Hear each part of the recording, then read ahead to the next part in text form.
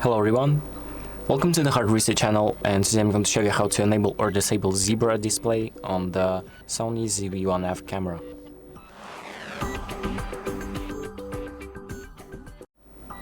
So the first thing that we're going to do is open up the settings by pressing the menu button, and then we're going to go to the exposure/color section, so this pink section right here, and then we're going to scroll down to zebra display and select zebra display. So basically what this option does is if you raise up your camera and enable zebra display, it shows you like the levels of brightness, so it's easier to like adjust exposure and other stuff.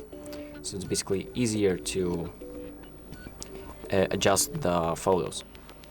So you can enable or disable this option to have the zebra, and once you've done that, you can just exit out the settings and your options will be saved automatically, as you can see. So that's about it. Thank you for watching. I hope this video helps you, and make sure to like and subscribe.